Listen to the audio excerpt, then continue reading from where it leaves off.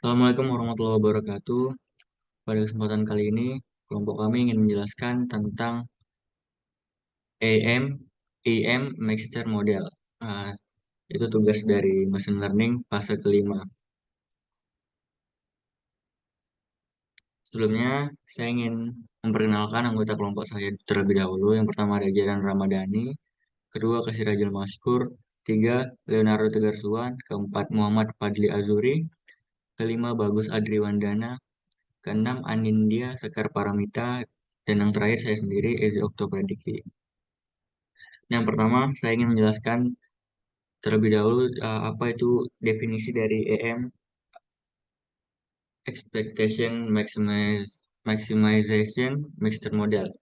Itu adalah algoritma machine learning yang digunakan untuk memperkirakan parameter dari model campuran, di mana data terdiri dari campuran beberapa distribusi probabilitas.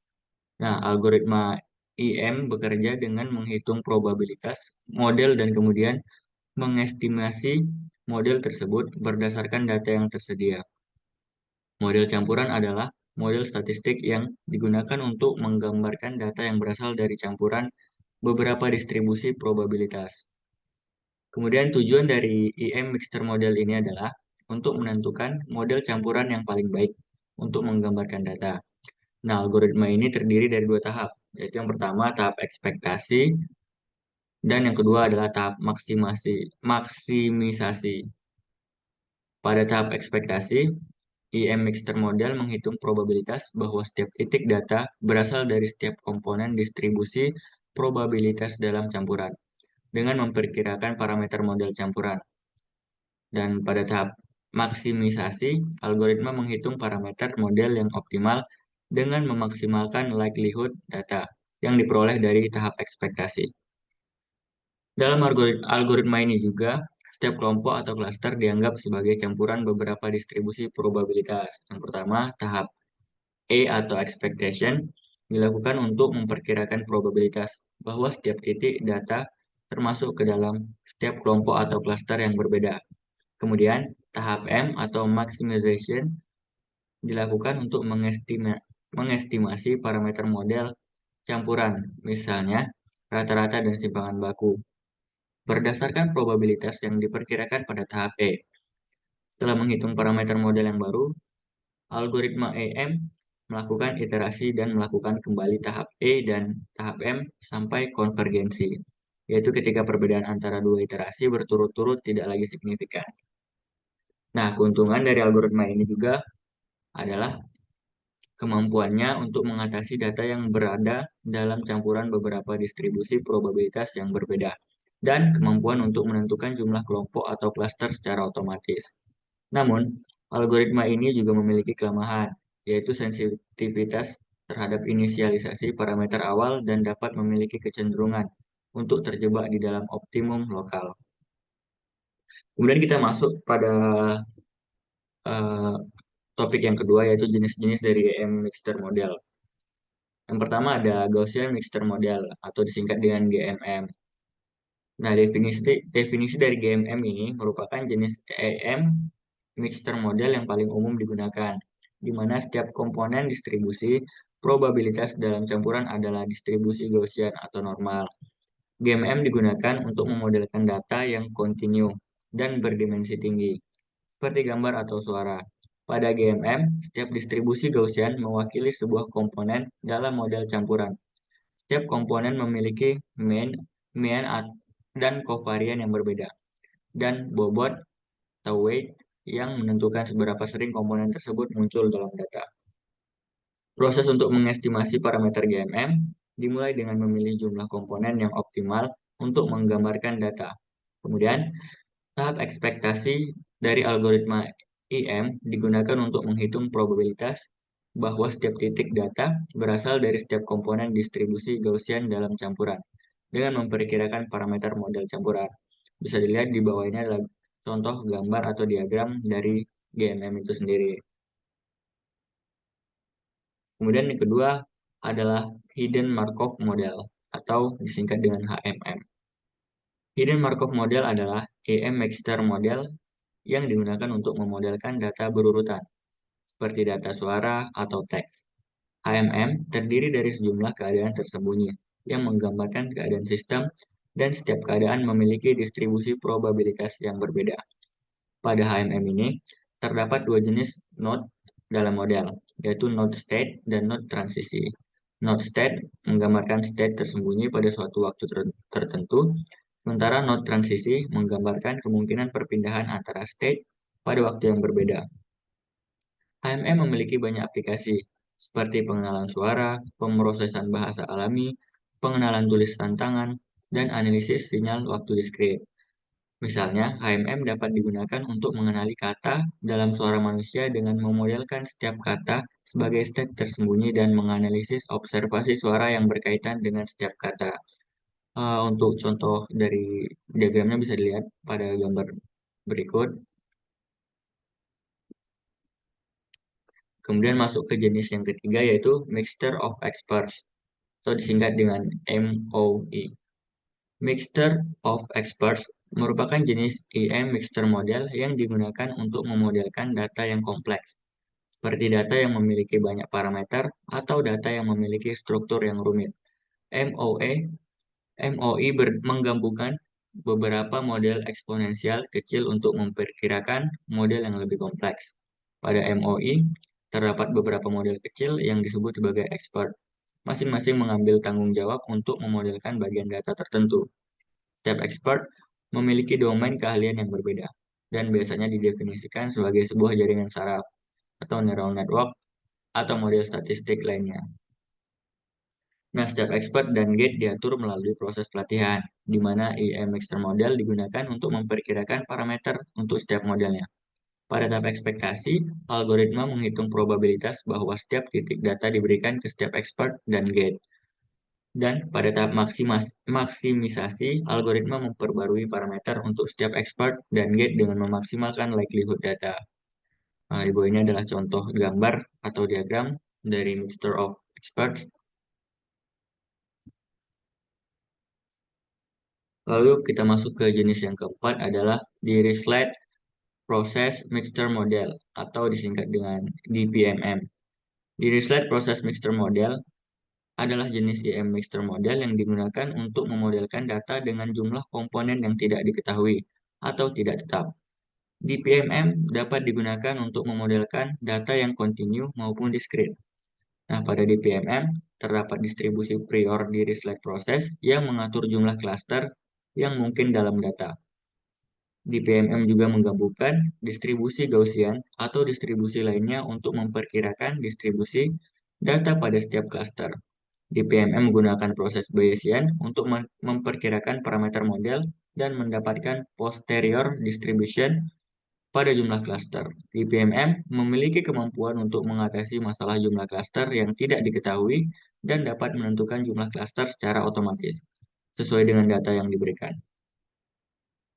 Kemudian DPMM memiliki banyak aplikasi juga, seperti pengenalan objek pada gambar, segmentasi citra, dan klasifikasi teks. Misalnya, DPMM dapat digunakan untuk mengelompokkan data pelanggan berdasarkan preferensi produk yang berbeda, dengan memodelkan setiap preferensi sebagai klaster.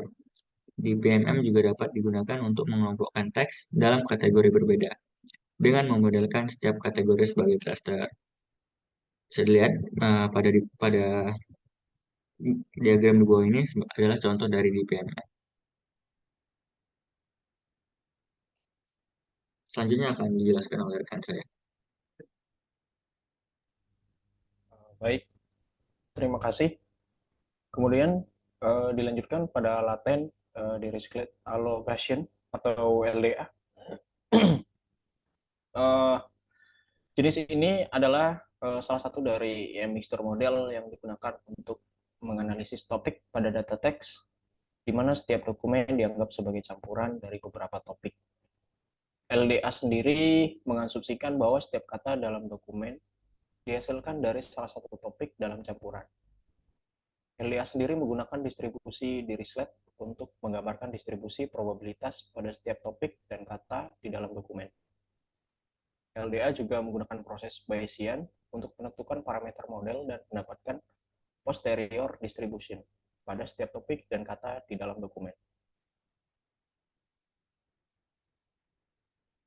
LDA memiliki banyak aplikasi seperti klasifikasi teks, pengelompokan berita, dan analisis sentimen.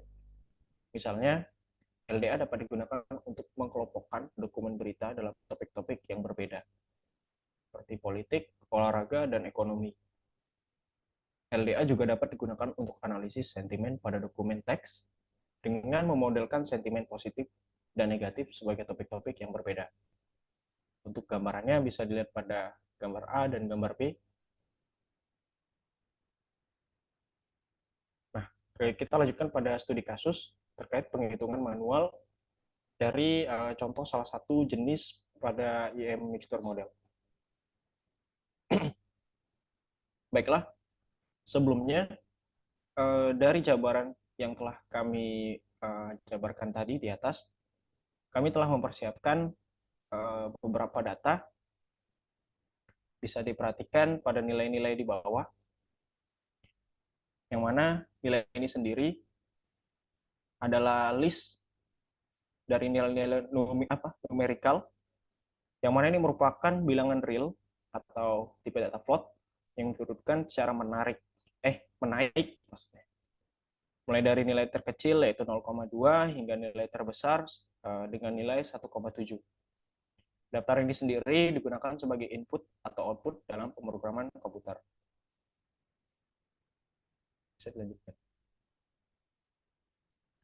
Nah, dari hasil nilai-nilai yang kami tetapkan tadi, kami ingin membuat model GMM dengan dua komponen untuk menggambarkan distribusi data ini, yang mana langkah-langkahnya akan saya coba gambarkan. Yang pertama, kami akan menentukan nilai komponen yang diinginkan. Pada perhitungan manual kali ini, kami akan menetapkan model K dengan nilai K2. Dilanjutkan dengan inisialisasi model dengan memilih titik acak untuk menentukan nilai mean dan K-matrix kovarian. Misalnya kami di sini memilih nilai mean-nya yang pertama itu 0,5, mean yang keduanya itu 1,5, matrik kovariansi yang pertama itu 0,1, matrik kovariansi yang kedua itu 0,1 juga. Oke, kali ini kita lanjutkan pada pembahasan.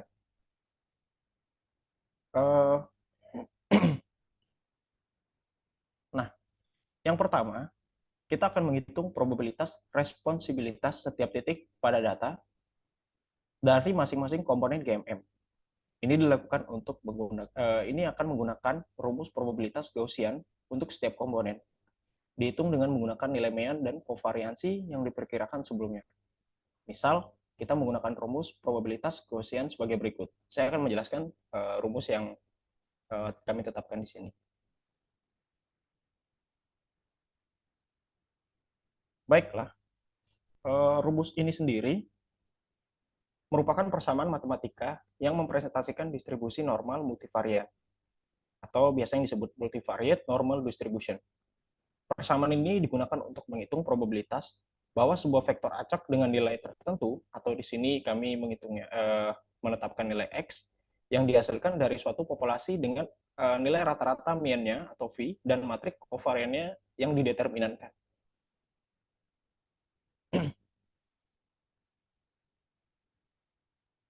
Sebentar. Nah, setelah langkah penetapan rumus tadi, kami akan coba menghitung responsibilitas dari percobaan perhitungan manual GMN kami. Dalam hal ini, kita memiliki dua probabilitas Gaussian yang berbeda. Yang satu untuk menghitung masing-masing komponen GMM, dan dengan menggunakan nilai inisiasi yang telah ditentukan sebelumnya, kita dapat menghitung nilai responsibilitas untuk setiap titik data. Misal kita memilih batas konvergensi sebesar 0,001. Artinya, kita akan mengulang langkah ketiga dan keempat sampai perubahan responsibilitas kurang dari 0,001. Dalam hal ini, kita akan memperoleh nilai sebagai berikut. Bisa di next. Nah, berikut merupakan nilai iterasi pertama dari responsibilitas yang telah kita tentukan tadi. Kita memilih batas konvergensi sebesar 0,001. Artinya kita akan mengulang lagi langkah-langkah di atas sampai benar-benar perubahan nilai responsibilitasnya kurang dari 0,001. Kita lanjutkan hitung ulang nilai mean kovariansi dengan bobot komponen GMM berdasarkan responsibilitas yang baru dihitung pada langkah ketiga. Rumus untuk menghitung nilai inisiasinya adalah sebagai berikut. Nah, ini rumusnya di sebelah kiri, yang mana nilai N adalah jumlah titik data dan inversi T menunjukkan transpose matriks. Setelah menghitung nilai mean, kovariansi, dan bobot baru, kita kembali ke langkah 3 dan kembali menghitung responsibilitas baru. Dilanjutkan menghitung ulang dari nilai iterasi yang tadi di langkah 3 dan 4 sampai nilai perubahan responsibilitasnya kurang dari batas konvergensi yang ditentukan. Dalam studi kasus ini kami tadi menetapkan nilainya 0,001. Bisa dilanjutkan? Nah, berikut adalah nilai iterasi yang kedua, yang mana setelah konvergen kita dapat menentukan nilai mean, kovariansi, dan bobot terakhir yang dihitung untuk memodelkan distribusi data menggunakan GMM. Baik, bisa dilanjutkan. Nah, itulah langkah-langkah sederhana untuk menghitung Gaussian matrix model mixture model pada studi kasus yang diberikan. Namun dalam prakteknya sendiri, GMM dapat digunakan pada dataset yang lebih besar dengan lebih banyak komponen GMM dan perlu dilakukan penalaran untuk menghindari overfitting atau underfitting pada sebuah model yang ditetapkan. Dari saya cukup seperti itu. Terima kasih.